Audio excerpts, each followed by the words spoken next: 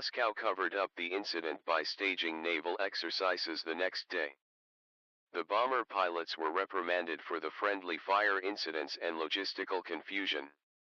The Storozhevoy's crew were detained for months, but in the end, only a handful of officers were tried. Of those, just 2 convicted Lieutenant Shein, who received 8 years in prison, and Sablin. Convicted for treason, he was executed on August 3, 1976, and buried in an unmarked grave. In 1994, he was posthumously resentenced to 10 years for disobeying orders.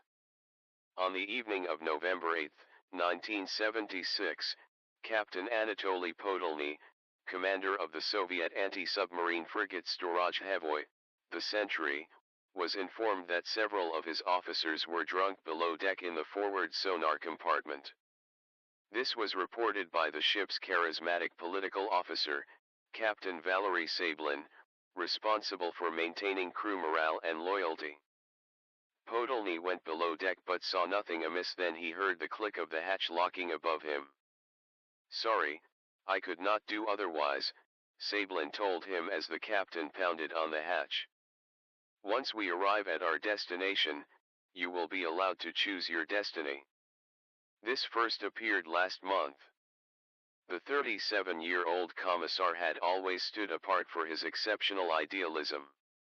While a cadet, he had even written Nikita Khrushchev offering pointed advice on Leninist reforms. Now he was critical of Premier Leonid Brezhnev, who during the era of stagnation focused spending on military projects and walked back political reforms. Sablin was upset by the privilege and corruption of the Soviet bureaucratic elite in a supposedly classless society. The commissar told his aide, 20-year-old Lieutenant Alexander Shein, to take up guard, handing him a pistol. Then Sablin convened the ship's 16 officers and revealed his plan, to sail the Storozhevoy from its quay in Riga, Lithuania to Leningrad 500 miles northeast. The frigate would berth at Kronstadt Island, the site of past naval mutinies that had inspired Russian revolutions in 1905 and 1917. The former was commemorated in Sergei Eisenstein's battleship Potemkin, which Sablin played in the background. There he would broadcast his call for a new Leninist revolution. The ship's officers voted whether to support Sablin by casting black and white checker pieces in a cup, resulting in a tie. However, most of the ship's crew took Sablin's side and locked the dissenting officers in their cabins. Sablin then gave a speech. The leadership of the party and the Soviet government have abandoned the principles of the revolution. There is no freedom, nor justice. The only way out is a new communist revolution. It is assumed that the current state apparatus will be cleared away, and some of its institutions broken up and cast into the dustbin of history. Will these issues be addressed through the dictatorship of the proletariat class? Necessarily. Only through the greatest national vigilance is there a path to a society of happiness. Sablin envisioned the Storozhevoy's politically independent crew daily broadcasting calls for reform across the nation, while furnished with necessary supplies and immunity from prosecution. The seamen cheered their support. However, one of Sablin's supposed supporters, Lieutenant Fursov, snuck off the Storozhevoy and alerted the incredulous guards of a nearby submarine. Sablin had planned on leaving with the fleet the following morning before peeling away north. Realizing his plot risked exposure, Sablin slipped the frigate out at midnight with radar and running lights deactivated, braving the treacherous shoals of the Daugava River. The Soviets strike back to get to Leningrad. Sablin first had to cruise north into the Baltic Sea towards Sweden. As the Soviet Baltic fleet slowly grasped what was happening, it assumed the Storozhevoy was defecting to the Scandinavian nation. After all, this had happened before in 1961, when Lithuanian Captain Jonas Plasko surrendered his submarine tender at Gotland Island. However, the 18-month-old Storozhevoy was one of the Navy's advanced Burevestnik-class frigates, NATO codename Krivak I. It was designed to hunt U.S. submarines from up to 50 miles away using short-range RBU-6000 rockets and far-reaching SSN-14 Metal, Snowstorm, missiles. It would be a disaster for the sophisticated sub-hunter to fall into Western hands. A vice admiral futilely begged Sablin on the radio to turn around, promising forgiveness. Finally, Premier Brezhnev was woken from his sleep at 4 a.m. with the bad news. He authorized using lethal force to prevent a humiliating defection. 11 fast attack boats were dispatched from Riga and Lipijaye, Latvia to chase the rogue frigate. Meanwhile, Soviet Navy Il-38 turboprop patrol planes and Tu-16 Badger jet bombers began scouring the seas.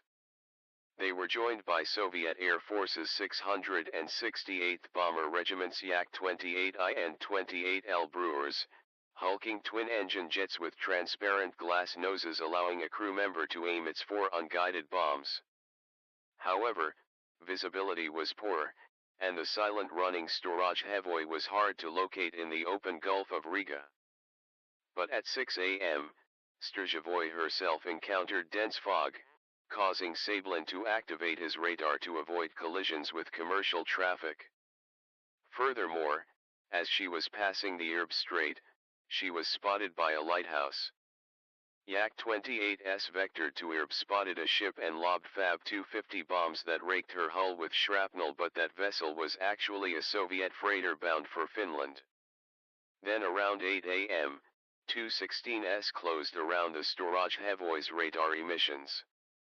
The huge jet bombers were armed with radar-guided KSR-5 Kingfish cruise missiles programmed to hone in on the first target acquired. But the frigate was now in the international waters of the Baltic Sea, and the pilots refused to fire, either unwilling to risk hitting a neutral ship or possibly unwilling to fire on fellow Soviets.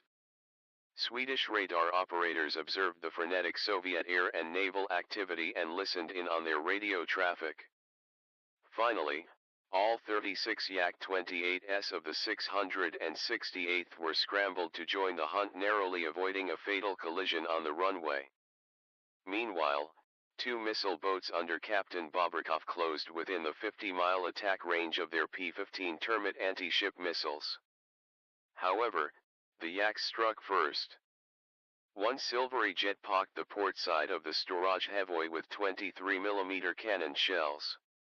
The frigate boasted 2 rapid-fire 3-inch dual-purpose guns on the stern and SAN-40SA anti-aircraft missiles, but did not fire back, either lacking loaded ammunition or under orders from Sablin not to return fire.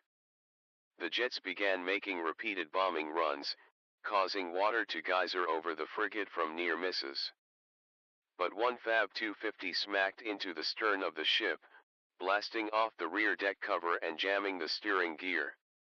Taking on water, Storozhevoy began circling before coming to a halt only 50 nautical miles from Swedish waters. Meanwhile, 3 crew members broke Captain Putolny out of the sonar compartment. Taking a pistol, he stormed onto the bridge and shot Sablin in the leg. At 10:32 a.m. he desperately messaged, "The ship is stopped. I have taken control." The Yaks aborted their attack runs, but not before one group mistakenly attacked Soviet pursuit ships and was fired upon in return, without effect. Naval infantry then boarded the Storozhevoy and arrested her crew. Moscow covered up the incident by staging naval exercises the next day. The bomber pilots were reprimanded for the friendly fire incidents and logistical confusion. The Storozhevoy's crew were detained for months, but in the end, only a handful of officers were tried. Of those, just 2 convicted: Lieutenant Shein, who received 8 years in prison, and Sablin.